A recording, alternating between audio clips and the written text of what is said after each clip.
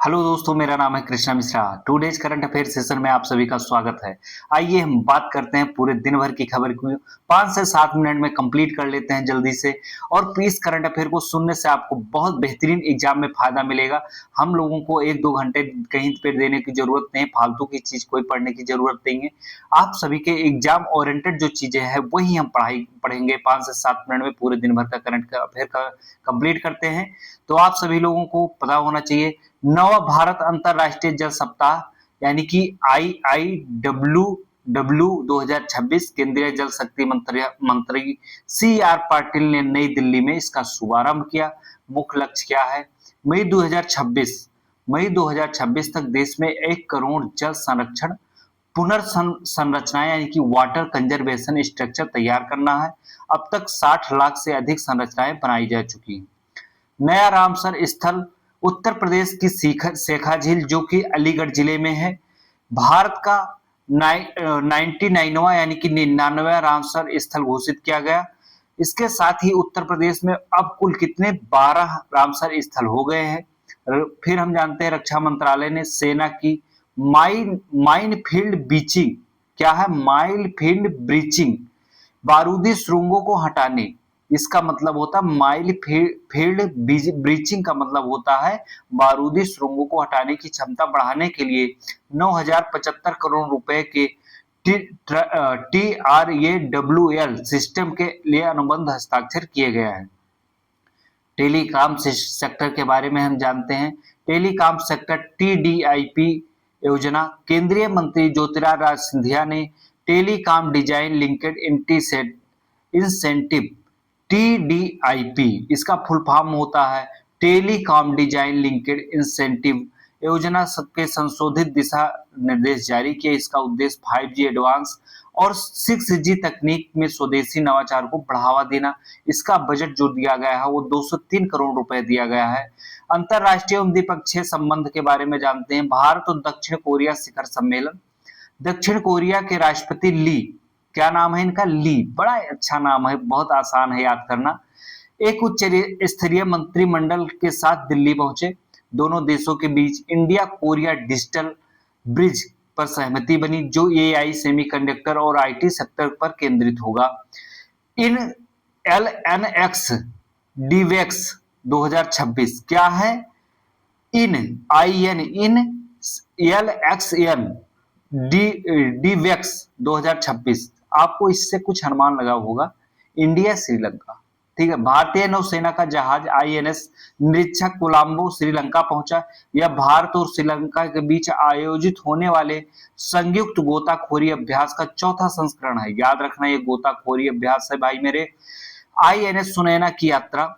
Mission सागर के तहत भारतीय नौसेना का जहाज INS सुनैना जाकर्ता इंडोनेशिया पहुंचा। कहां पहुंचा? जाकर्ता इंडोनेशिया पहुंचा। कौन? INS सुनैना। हम जानते हैं नेस्कॉम AI विशेषज्ञ श्रीकांत बेलामा कन्नी, कौन है? बेलामा कन्नी, श्रीकांत बेलाकम्नी को AI विशेषज्ञ है जो इनको नेस्कॉम का नया चेयरमैन नियुक्त किया गया है। गोल्डन पर्यावरण पुरस्कार 2026 बहुत इंपॉर्टेंट होता है। गोल्डन पर्यावरण पुरस्कार 2026 इस साल 6 महिलाओं को इस प्रतिष्ठित पुरस्कार से नवाजा गया है। वर्ष 1989 में यह पहली बार है। वर्ष 1989 के बाद यह पहली बार है जब सभी विजेता महिलाएं हैं। इस बार बहुत इंपॉर्टेंट हो जाता है, सिर्फ नाम दे देगा या टोटल पूछ लेगा कितनी महिलाओं को गोल्डन ग्लोब पर्यावरण पुरस्कार मिला है। गोल्डन मैन पर्यावरण पुरस्कार 2026 6 महिलाओं को मिला है भैया, और 6 महिलाएं हैं। ये किसके स्टेटमेंट में आपसे क्वेश्चन पूछा जा सकता है, क्या ये हर वर्ष महिलाओं को ही मिलता है? नहीं, ये वर्ष 1989 के बाद ऐसी कुछ घटनाएं हुई, ऐसे इन्होंने अपना योगदान दिया महिलाओं ने कि इस बार एक भी पुरुष इसमें पुरस्कार विजेता नहीं बन पाए, सारी महिलाएं ही विजेता बन पाई हैं। फिर हम जानते हैं जनरल उपेंद्र द्विवेदी भारतीय सेना प्रमुख को अमेरिका के आर्मी वार कॉलेज के इंटरनेशनल हॉल ऑफ फेम में शामिल किया गया।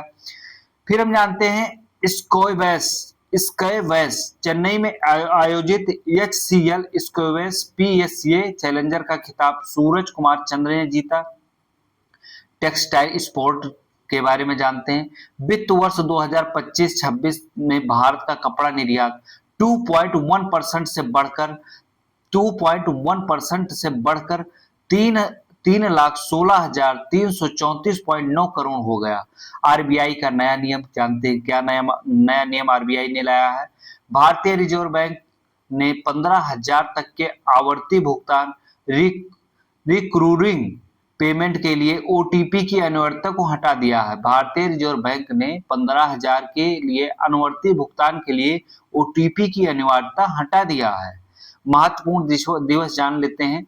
24 अप्रैल को राष्ट्रीय पंचायती राज दिवस मनाया गया था। यह 73वें संविधान संशोधन अधिनियम 19 के तहत 1992 में लागू किया गया।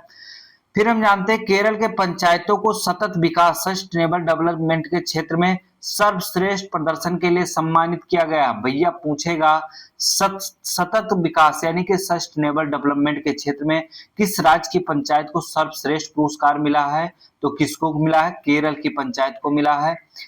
विश्व पुस्तक राजधानी आप सभी को पता होगा। यूनेस्को द्वारा 2026 के लिए ब्राजील के रियो डी जेनेरियो को विश्व पुस्तक की राजधानी चुना गया है। विश्व पुस्तक की राजधानी चुना गया है रियो डी जेनेरियो को। फिर हम जानते हैं 24 अप्रैल के दिन भारत के लिए जल संरक्षण लक्ष्यों 99 जो रामसर साइट है वो शेखा झील अलीगढ़ में है। फिर इस प्रकार से ये रहे 2 डेज के करंट अफेयर। थोड़ा सा हम और 2 डेज के करंट अफेयर में जान लेते हैं प्रधानमंत्री इंटर्नशिप योजना क्या है, इसके बारे में जानकारी होना बहुत जरूरी है। तो हम इसको भी विस्तृत से जान लेते हैं प्रधानमंत्री इंटर्नशिप योजना क्या है। ठीक है, फिर हम जानते हैं केंद्रीय कारपोरेट कपड़ा मंत्रालय ने प्रधानमंत्री इंटर्नशिप योजना की पात्रता मानदंडों का विस्तार कर अब स्नातक और स्नातकोत्तर अंतिम वर्ष के विद्यार्थियों को शामिल कर लिया है। इसको हम पूरा जानेंगे ये है क्या आखिरकार। ठीक है, इसका विस्तार जो है, इस योजना का उद्देश्य युवाओं को शीर्ष कंपनियों में सवेतन इंटर्नशिप देकर व्यवहारिक अनुभव और कौशल विकास का अवसर प्रदान करना है। लाभार्थी कितने वर्ष के लोग रहेंगे? 18 से 25 वर्ष के ऐसे युवा जो पूर्णकालिक रोजगार नहीं है।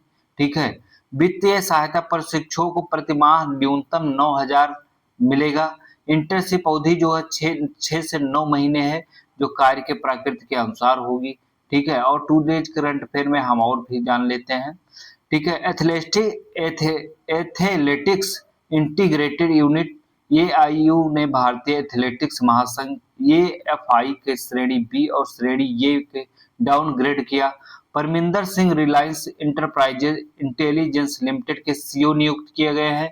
श्री राजेश कुमार अग्रवाल जो हैं वो पावर फाइनेंस कॉर्पोरेशन पीएफसी के नए निदेशक का पदभार ग्रहण किया है।